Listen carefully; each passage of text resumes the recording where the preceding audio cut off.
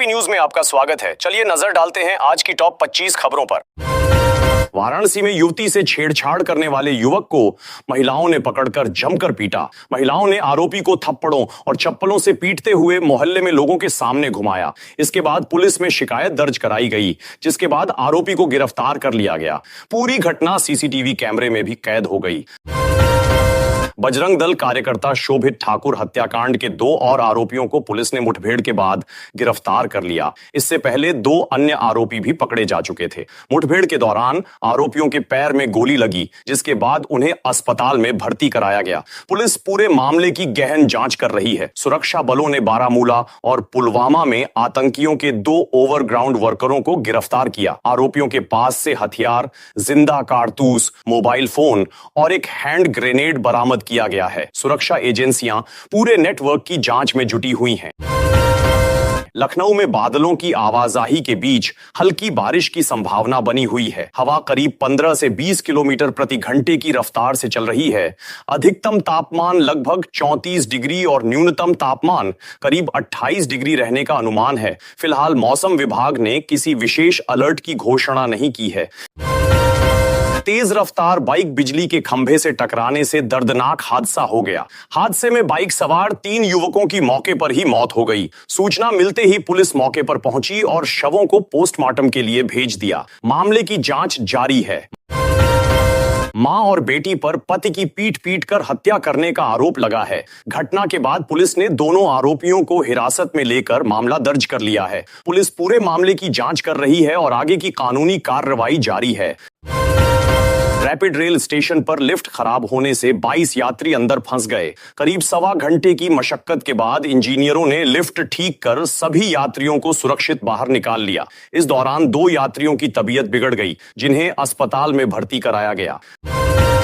रक्षाबंधन की छुट्टियों के बाद दिल्ली एनसीआर से उत्तर प्रदेश जाने वाले मार्गों पर लंबा जाम लग गया। गाजियाबाद में लाल कुआं से बुलंदशहर रोड तक कई किलोमीटर लंबा जाम लगा रहा। ट्रैफिक पुलिस ने यातायात को सामान्य बनाने के लिए अतिरिक्त व्यवस्था की। उत्तर प्रदेश में मानसून की रफ्तार फिलहाल धीमी पड़ गई है। कई जिलों में बारिश कम हुई है, जबकि कुछ इलाकों में हल्की से मध्यम बारिश दर्ज की गई। गंगा, घाघरा और सरयू समेत कई नदियां उफान पर हैं। मौसम विभाग के अनुसार आने वाले दिनों में प्रदेश के कई जिलों में फिर से बारिश की संभावना बनी हुई है। आरबीएम अस्पताल के ब्लड बैंक में रक्त की कमी को देखते हुए विशाल रक्तदान शिविर का आयोजन किया जाएगा। श्री कल्याण फाउंडेशन की ओर से आयोजित इस शिविर में बड़ी संख्या में लोगों से रक्तदान करने की अपील की गई है। ब्लड बैंक की टीम पूरे दिन रक्त संग्रह करेगी ताकि जरूरतमंद मरीजों को समय पर रक्त उपलब्ध कराया जा सके। सोशल मीडिया पर फर्जी आईडी बनाकर अश्लील वीडियो के जरिए ब्लैकमेल करने वाले 2 युवक गिरफ्तार। आरोपी लड़कियों के नाम से फर्जी अकाउंट बनाकर लोगों को अपने जाल में फंसाते थे। वीडियो कॉल रिकॉर्ड कर उन्हें ब्लैकमेल किया जाता था। पुलिस ने 3 मोबाइल, 5 सिम कार्ड बरामद किए हैं और मामले की जांच जारी है। महाकाल के लिए निकलने वाली विशाल कांवड़ यात्रा की तैयारियां शुरू हो गई हैं। बैठक में यात्रा मार्ग, सुरक्षा व्यवस्था, भोजन, चिकित्सा सुविधा और अन्य जरूरी इंतजामों पर चर्चा की गई। यात्रा में बड़ी संख्या में श्रद्धालुओं के शामिल होने की संभावना जताई जा रही है। प्रेमानंद महाराज के स्वास्थ्य को लेकर फैली अफवाह पूरी तरह झूठी निकली। सोशल मीडिया पर उनके अस्वस्थ होने की खबर फैलने के बाद भक्तों में चिंता बढ़ गई थी। हालांकि आश्रम की ओर से स्पष्ट किया गया कि प्रेमानंद महाराज पूरी तरह स्वस्थ हैं और नियमित रूप से भक्तों को दर्शन देंगे। डिंपल यादव ने कुंभ मेले को लेकर भाजपा सरकार पर निशाना साधा। उन्होंने कहा कि कुंभ हमारी आस्था और संस्कृति का प्रतीक है, इसे राजनीति का विषय नहीं बनाया जाना चाहिए। सरकार अपनी नाकामियों से ध्यान हटाने के लिए ऐसे मुद्दों का इस्तेमाल कर रही है। संजय कुमार निषाद ने कहा कि निषाद समाज की आबादी 18% है। उन्होंने समाजवादी पार्टी पर निशाना साधते हुए कहा कि निषाद समाज की भागीदारी को नजरअंदाज नहीं किया जा सकता। साथ ही कार्यकर्ताओं से एकजुट होकर संगठन को मजबूत करने की अपील की। महाराजगंज में 3 दोस्त तालाब में डूबे। महाराजगंज में तालाब में नहाने गए 4 दोस्तों में से 3 किशोरों की डूबने से मौत हो गई। सभी की उम्र 12 से 15 वर्ष के बीच थी। एक किशोर किसी तरह तैरकर बाहर निकल आया और पुलिस ने गांव वालों को घटना की जानकारी दी। इसके बाद गोताखोरों की मदद से तीनों के शव तालाब से बाहर निकाले गए। जम्मू कश्मीर के बारामूला में सुरक्षा बलों ने एक ओवरग्राउंड वर्कर को गिरफ्तार किया है। उसके पास से MP5 पिस्टल, जिंदा कारतूस, मैगजीन, मोबाइल फोन और बैग बरामद हुआ है। सुरक्षा एजेंसियां आरोपी के आतंकी नेटवर्क से जुड़े होने की जांच कर रही हैं। पाकिस्तान अधिकृत कश्मीर में विधानसभा चुनाव के दूसरे चरण के लिए मतदान शुरू हो गया है। 21 सीटों पर मतदान कराया जा रहा है और 208 उम्मीदवार चुनाव मैदान में हैं। इस बीच पाकिस्तान पीपुल्स पार्टी ने चुनाव में धांधली के आरोप लगाए हैं। जालंधर में मौसम विभाग ने आने वाले दिनों में मौसम बदलने का अनुमान जताया है। अगले कुछ दिनों में कई इलाकों में हल्की से मध्यम बारिश होने की संभावना है, जिससे लोगों को गर्मी और उमस से राहत मिल सकती है। बदायूं में समाजवादी पार्टी के विधायक आशुतोष मौर्य की फॉर्च्यूनर कार सामने से आ रही एक कार से टकरा गई। हादसे में विधायक समेत 4 लोग घायल हो गए। सभी घायलों को इलाज के लिए निजी अस्पताल में भर्ती कराया गया है। गोरखपुर में बहन से छेड़खानी का विरोध करने पर 9 वर्ष के एक बच्चे की पीट पीट कर हत्या कर दी गई। पुलिस ने गांव के 9 लोगों के खिलाफ मामला दर्ज कर लिया है और मामले की जांच जारी है। गोरखपुर में मामूली वाहन टक्कर के बाद 2 पक्षों के बीच मारपीट और तोड़फोड़ हो गई। घटना का वीडियो वायरल होने के बाद पुलिस ने दोनों पक्षों के 4 युवकों को हिरासत में लेकर जांच शुरू कर दी है। झांसी में बदमाशों ने एक दुकान का ताला तोड़कर करीब 11 लाख रुपए का सामान चोरी कर लिया। चोर 9,20,000 रुपए नकद और चांदी लेकर फरार हो गए। पुलिस CCTV फुटेज के आधार पर आरोपियों की तलाश कर रही है। कानपुर में SSSC की तैयारी कर रहे एक छात्र ने फंदा लगाकर आत्महत्या कर ली। छात्र पिछले 2 वर्षों से किराए के कमरे में रहकर प्रतियोगी परीक्षा की तैयारी कर रहा था। पुलिस मामले की जांच कर रही है। वाराणसी में जमीन विवाद को लेकर 50 से अधिक लोगों ने एक घर में घुसकर तोड़फोड़ की। पुलिस ने मौके पर पहुंचकर दोनों पक्षों को थाने ले जाकर पूछताछ शुरू कर दी है। मामले की जांच जारी है। कानपुर में मंदिर के बाहर मिली करीब 10 किलोग्राम चांदी पर राजस्थान के एक कारीगर ने अपना दावा किया है। पुलिस ने चांदी की पुष्टि के लिए कारीगर से जरूरी दस्तावेज मांगे हैं। दस्तावेजों की जांच के बाद आगे की कार्रवाई की जाएगी। उत्तर प्रदेश विधानसभा के मानसून सत्र को लेकर हुई सर्वदलीय बैठक में विपक्ष ने कई अहम मुद्दों पर चर्चा की मांग उठाई। वहीं सरकार ने कहा कि वह सदन में सभी मुद्दों पर जवाब देने के लिए पूरी तरह तैयार है। आगामी सत्र की रणनीति पर भी चर्चा की गई। आजमगढ़ में हजरत इमाम हुसैन और उनके साथियों की शहादत की याद में चहल्लुम का जुलूस निकाला गया। हजारों अकीदतमंद इस जुलूस में शामिल हुए। पूरे रास्ते सुरक्षा के कड़े इंतजाम किए गए और श्रद्धालुओं के लिए आवश्यक सुविधाएं उपलब्ध कराई गईं। सुल्तानपुर में करीब 1 घंटे की तेज बारिश के बाद कई मोहल्लों में जलभराव हो गया। कई सड़कों पर घुटनों तक पानी भर गया, जिससे लोगों को आने जाने में भारी परेशानी का सामना करना पड़ा। कई घरों में भी बारिश का पानी घुस गया। फिरोजाबाद में एक व्यक्ति ने अपनी जीवित पत्नी का पिंडदान कर उसका वीडियो सोशल मीडिया पर साझा कर दिया। वीडियो देखने के बाद महिला थाने पहुंची और पति समेत ससुराल पक्ष पर उत्पीड़न का आरोप लगाते हुए शिकायत दर्ज कराई। पुलिस मामले की जांच कर रही है। बुलंदशहर में उत्तर प्रदेश राज्य महिला आयोग की अध्यक्ष बबीता चौहान ने एक कार्यक्रम में युवाओं से नशे से दूर रहने की अपील का समर्थन किया। उन्होंने सोशल मीडिया पर बढ़ती अश्लीलता पर चिंता जताई और सार्वजनिक जीवन में मर्यादा बनाए रखने की बात कही।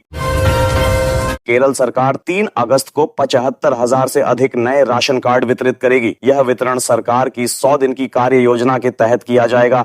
इसके तहत 73,024 प्राथमिकता श्रेणी और 2,000 अंत्योदय राशन कार्ड जारी किए जाएंगे। पीलीभीत के बिलसंडा में ऑटो और मोटरसाइकिल की आमने सामने की टक्कर में महिलाओं और एक बच्चे समेत 8 लोग घायल हो गए। हादसे में 3 घायलों की हालत गंभीर बताई जा रही है। साड़ थाना क्षेत्र के पानीपुरवा गांव में चोरों ने एक सूने घर को निशाना बनाकर लाखों रुपए के जेवरात और नकदी पर हाथ साफ कर दिया। सुबह जब परिवार घर पहुंचा तो मुख्य दरवाजे और कमरों के ताले टूटे मिले। सूचना मिलते ही पुलिस मौके पर पहुंची और जांच शुरू कर दी। घटना के बाद गांव में दहशत का माहौल बना हुआ है। फिरोजाबाद में एग्जामपुर के संस्थापक विवेक कुमार उर्फ विवेक सर को पुलिस ने टुंडला जंक्शन पर हिरासत में ले लिया। बताया जा रहा है कि वह भर्ती परीक्षाओं और पेपर लीक के मुद्दे पर होने वाले प्रदर्शन में शामिल होने के लिए लखनऊ जा रहे थे। पुलिस ने उन्हें ट्रेन से उतारकर अपने साथ ले लिया। इस कार्रवाई को लेकर प्रदेश में चर्चाओं का दौर तेज हो गया है।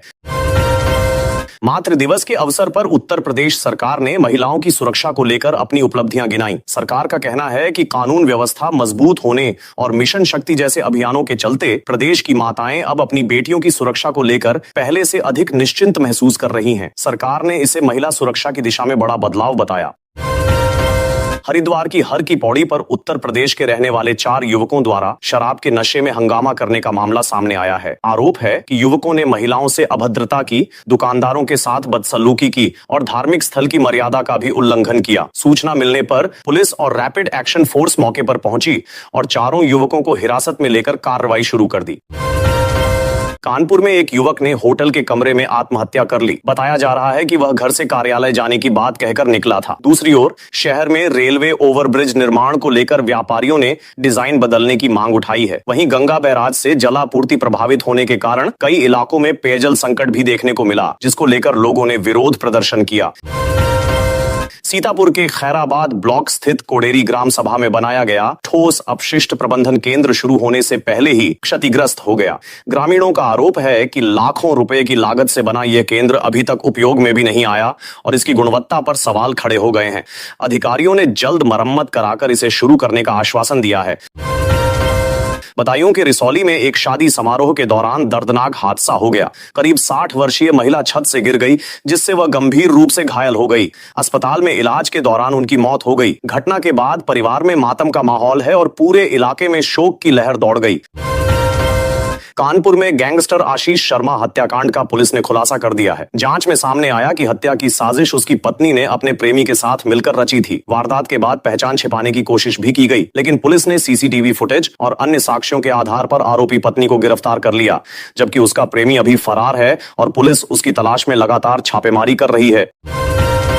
मथुरा में प्रधानमंत्री नरेंद्र मोदी के मन की बात कार्यक्रम का प्रसारण बड़े उत्साह के साथ सुना गया। इस अवसर पर उत्तर प्रदेश के जल शक्ति मंत्री स्वतंत्र देव सिंह वृंदावन पहुंचे और भाजपा पदाधिकारियों व कार्यकर्ताओं के साथ कार्यक्रम में शामिल हुए। उन्होंने कहा कि मन की बात अब केवल एक कार्यक्रम नहीं, बल्कि जन भागीदारी का मजबूत माध्यम बन चुकी है। कार्यक्रम में कारगिल के वीरों को श्रद्धांजलि दी गई और युवाओं के योगदान की भी सराहना की गई। अमरोहा में 3 बहनों के एक ही युवक से शादी का मामला लगातार सुर्खियों में बना हुआ है। वीडियो वायरल होने के बाद कई लोगों ने इसे पब्लिसिटी स्टंट बताया, लेकिन युवतियों का कहना है कि उनकी शादी पूरी तरह वास्तविक है। वहीं कुछ संगठनों ने पुलिस से मामले की जांच और कार्रवाई की मांग की है। पूरे मामले को लेकर सोशल मीडिया पर बहस तेज हो गई है।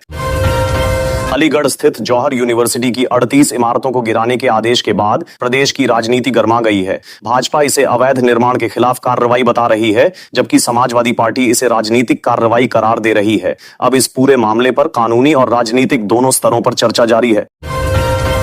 उत्तर प्रदेश अधीनस्थ सेवा चयन आयोग ने फॉरेंसिक लैब में 208 पदों पर भर्ती का नोटिफिकेशन जारी किया है। अभ्यर्थी 17 अगस्त तक ऑनलाइन आवेदन कर सकेंगे। आयोग ने स्पष्ट किया है कि तय समय के बाद कोई आवेदन स्वीकार नहीं किया जाएगा। नौकरी की तैयारी कर रहे युवाओं के लिए यह एक बड़ी खुशखबरी मानी जा रही है। बलरामपुर में जुलाई के अंतिम दिनों में सुबह घना कोहरा छा गया। खेत और पेड़ पौधे सफेद चादर से ढके दिखाई दिए, जिससे किसान भी हैरान रह गए। ग्रामीणों ने बताया कि इस मौसम में इतना घना कोहरा बेहद असामान्य माना जा रहा है। कुछ बुजुर्गों ने इसे मानसून कमजोर पड़ने का संकेत बताया। हालांकि मौसम विशेषज्ञों ने कहा कि मानसून कई मौसमीय कारणों पर निर्भर करता है। वाराणसी में गंगा का जलस्तर बढ़ने के बाद प्रशासन पूरी तरह सतर्क हो गया है। नदी किनारे रहने वाले लोगों को सावधानी बरतने की सलाह दी गई है। संवेदनशील इलाकों की लगातार निगरानी की जा रही है। राहत और बचाव दल को अलर्ट मोड पर रखा गया है। स्थिति पर प्रशासन लगातार नजर बनाए हुए है।